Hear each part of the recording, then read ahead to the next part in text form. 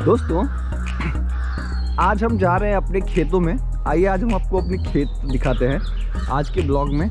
ये देख सकते हैं, ये हमारे गांव का एक हिस्सा है जहाँ पे एक प्राथमिक स्कूल है और यहाँ का वातावरण आप देख सकते हैं कितना ही प्राकृतिक है और चारों तरफ हरियाली ही हरियाली नज़र आएगी आपको।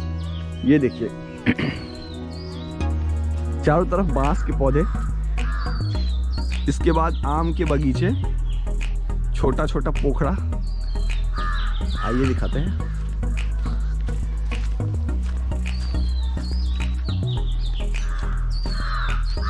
छोटा सा एक पोखरा है इधर बांसों के बीच में और आज हम आपको अपने खेत दिखाते हैं।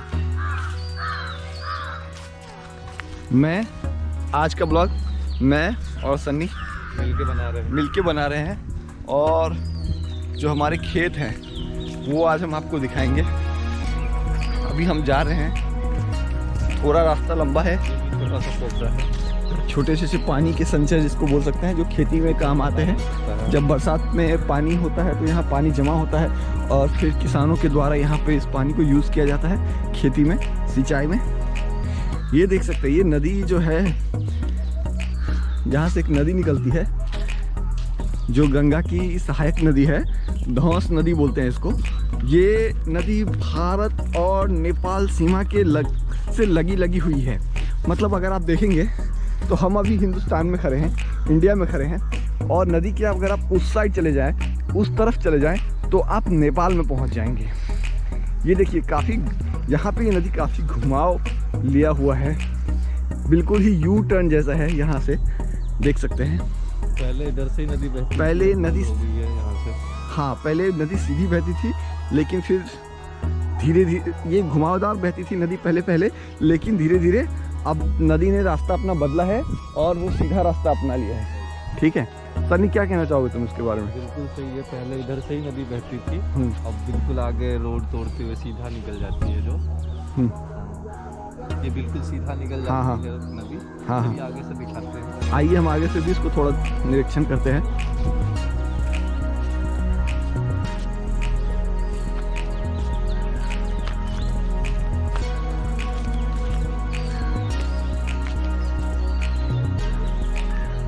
तो दोस्तों, ये गंगा की सहायक नदी है और नेपाल और हिंदुस्तान की परिसीमा भी है, जिसमें मतलब अगर हम जिस तरफ खड़े हैं वो हिंदुस्तान है और अगर हम उधर चले जाएं तो वो नेपाल है। नेपाल में जाने में आने में कोई भी पाबंदी नहीं है। हिंदुस्तान के लोगों के लिए कोई पासपोर्ट या फिर वीज़ा की ज़रूरत नहीं है। रास्ते भी खुले हैं। ये देख सकते हैं कि जैसे छोटा सा रास्ता भी बना हुआ, जाएंगे उस पार, नदी उस पार लेके जाएंगे। करेक्ट, देख सकते हैं छोटा सा रास्ता भी बना हुआ है पगडंडी जैसा, जिसको हम क्रॉस करके उसके बीच में नेपाल होते हैं ना, नेपाल में जा सकते हैं। तो कोई दिक्कत नहीं है इसके लिए। नेपाल के लोग इंडिया में आते हैं, इंडिया के लोग नेपाल में जाते हैं, व्यापार करते हैं। जैसे छोटे छोटे किसान हैं वो अपने उत्पादों को, जैसे वो धान हो, गेहूं हो, रबी हो, खरीफ हो, तो इनको वो इंडिया में लाकर बेचते हैं। और जो इंडिया के किसान हैं वो भी अपने कुछ सामानों को नेपाल में ले जाकर बेचते हैं। क्या कहना चाहोगे सनी? बिल्कुल सही है, और हम लोगों का संबंध भी वहाँ से है। वहाँ की लड़कियों और लड़कों के साथ हम शादी कर सकते हैं। हाँ, और हमारे यहाँ की लड़कियाँ या लड़के के साथ वहाँ के लड़के या लड़कियाँ शादी भी करते हैं। जैसे हमारा रिश्ता होता है वैसे ही बेसिकली हम शुरू से ही हमारे बाप दादाओं से शुरू से चलती आ रही है। इसमें कोई पाबंदी नहीं है। करेक्ट, ये बहुत अच्छी बात कही सनी ने कि अभी जैसा यहाँ पे है, ये भारत और भारत और नेपाल के बीच में कोई सीमा जैसा विवाद जैसा नहीं है। दोनों एक दूसरे के सहायक देश हैं। भारत के लोग नेपाल में जाते हैं, नेपाल के लोग भारत में आते हैं। और जैसा सन्नी ने बहुत ही मतलब राइट चीज़ बताई आपको कि जो हमारा मतलब लड़के और लड़कियों का संबंध है, मतलब हम भारत के लोग नेपाल के लोगों से भी रिश्ता कर सकते हैं, उसमें कोई व्यवधान नहीं है। ये आज से नहीं, ये हमारे दादाओं के टाइम से भी चलती आ रही है, तो इसमें कोई प्रॉब्लम नहीं है। नेपाल की लड़कियां हिंदुस्तान में ब्याही जाती है और हिंदुस्तान की लड़कियां भी कई बार नेपाल में ब्याही जाती है, तो इसमें कोई प्रॉब्लम नहीं है। ये गेहूं का पूरा खेत, ये देख सकते हैं आप, गेहूं की खेती है। कितना बेहतरीन है, कितना शानदार है और हरियाली है चारों तरफ। आप देख पा रहे होंगे वो नेपाल है। जैसे हाँ, जैसा कि वो पेड़ आप देख रहे हैं उस साइड, तो वो नेपाल हो जाता है। क्योंकि बीच में नदी है, हम आपको एक छोटा सा रास्ता दिखाएंगे जिससे होकर नेपाल के लोग हिंदुस्तान में जाते हैं और हिंदुस्तान के जो गांव हैं, गांव के लोग नेपाल में जाते हैं। देख सकते हैं ये नदी, धौंस नदी, गंगा की सहायक नदी और भारत और नेपाल की परिसीमा है ये। या इसके जिस साइड मैं खड़ा हूँ वो हिंदुस्तान है और उसके नदी क्रॉस करने के बाद नेपाल है। जैसा कि देख सकते हैं ग्रामीण लोग अपने उत्पादों को नेपाल से भारत लाते हैं और भारत के किसान भी नेपाल में अपने उत्पादों को लेके जाते हैं। ये देख सकते हैं छोटा सा पगडंडी है, इसमें पार करने का रास्ता जो हम भी करने वाले हैं। यहाँ से हम लोग जाएंगे। तो ये देख सकते हैं, ये बांस का छोटा सा पुल है जो हम क्रॉस करके नेपाल में जाएंगे। ज़्यादा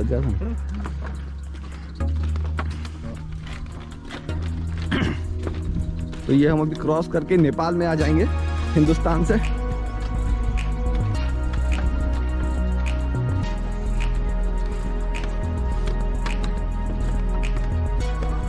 देख सकते हैं नेपाल के किसान अपने उत्पादों को हिंदुस्तान में बेचने के लिए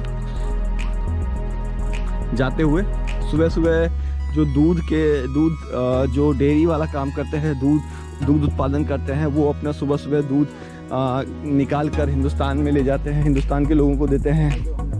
क्योंकि दूध उत्पादन इधर ज़्यादा होता है और इधर के लोग भी काफ़ी मेहनती है। देख सकते हैं ये छोटा सा जो एक डलिया है उनके हाथों में, इसमें दूध होता है। नदी भी तो नदी की चौड़ाई ये रही है, यहाँ आगे तक जाती है। देख सकते हैं नदी कैसा है, नदी की चौड़ाई। और अभी हम नेपाल में चल रहे हैं। नेपाल का जल जीवन आज हम आपको थोड़ा सा दिखाएंगे, ताकि नेपाल में ऑलरेडी पहुंच चुके हैं। सनी कुछ बोलना चाहोगे? हाँ बिल्कुल, आगे से हम लोग थोड़ा सा नेपाल को घूम के आपको भी ये देख सकते हैं, इस बच्चे को देख सकते हैं कैसे वो बोरी लेकर पैदल ही नदी को क्रॉस करता हुआ। हाँ सनी।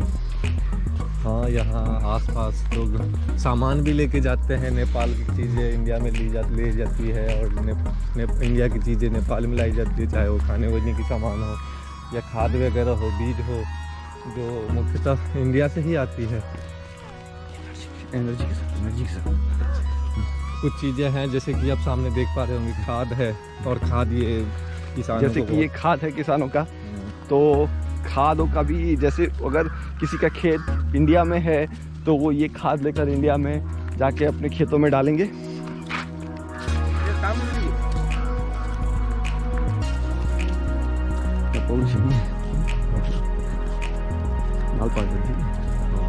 देख सकते हैं इधर खेती है, ये नेपाल का खेत है आगे से दूर तक। और ये गोबर के उपले भी हैं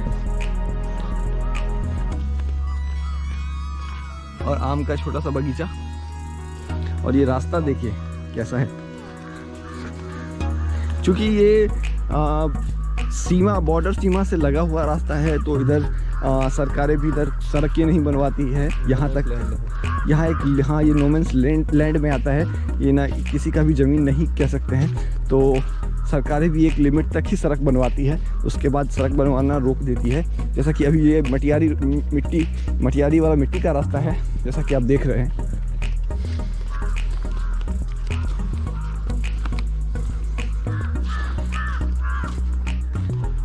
ये आप चारों बगल आम का पेड़ है, पूरा 3-4 किलोमीटर तक, काफ़ी दूर दूर तक फैला हुआ आम का बगीचा। हाँ, इधर देख सकते हैं।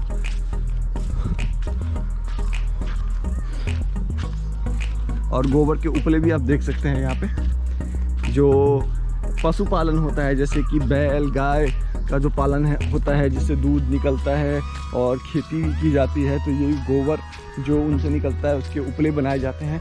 इसका काम इनका जलावन में भी इस्तेमाल होता है, देख सकते हैं आप। अब हम लोग नेपाल के घर के पास, अब हम नेपाल के गांव में आने वाले हैं। बिल्कुल घर के पास पहुंचने वाले हैं हम लोग। नेपाल का पहला जो घर है वो ये आगे से दिखता होगा शायद आपको, आगे आपको हम जाके दिखाएंगे।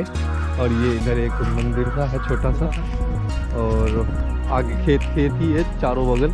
इधर भी खेती आप देख पा रहे होंगे, और इसके जस्ट आगे से घर स्टार्ट होता है नेपाल का, जो लगभग 3-4 किलोमीटर में यहाँ के लोग रहते हैं। और ये इस गांव का नाम मुसरनिया है, जो नेपाल के गांव में एक है। क्योंकि यहाँ पे मूसर प्रजाति के लोग ज़्यादा रहते हैं, इसीलिए इस गांव का नाम मुसरनिया कहलाता है। हाँ। और यहाँ के लोग ज़्यादातर अपना खेती में जीवन यापन करते हैं। ये देख पा रहे होंगे अब, खेत चारों बगल खेती खेत है। और अभी इन्होंने जस्ट आलू निकाला है और खेत को तैयार किया है दूसरे बीजों के लिए। और इधर भी आप देख पा रहे होंगे, ये लहसुन का पेड़ है लगाया हुआ उन्होंने। और आगे कुछ किसान के वाले वीडियो भी बनाते हैं। और देखिए, और ये देख सकते हैं गांव का पहला घर जो आप बोलते हैं, ऑफिशियल घर यहाँ से स्टार्ट हो जाता है। देख सकते हैं पशुपालन के, जैसे मैंने आपको बताया था, एक छोटा बकरी है यहाँ पे, एक भैंस और एक भैंस का छोटा सा बच्चा। तो ये पशुपालन का एग्जाम्पल आप यहाँ पे देख सकते हैं। इनसे दुग्ध उत्पादन होता है यहाँ के लोगों को, और बकरी से भी दूध निकलता है, और बकरी का मांस के तौर पे भी यूज़ किया जाता है, भोजन के तौर पे। तो ये चूँकि मुझे ये घर दिखाना था, पहला घर नेपाल का, इसलिए मैंने आपको दिखाया, इंटरप्ट किया बीच में। ये देख सकते हैं यहाँ सिंचाई की व्यवस्था भी है। यहाँ से खेतों में पानी का सिंचाई करते हुए किसान।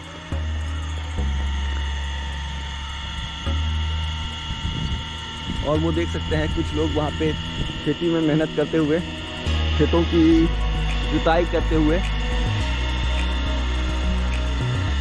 या आप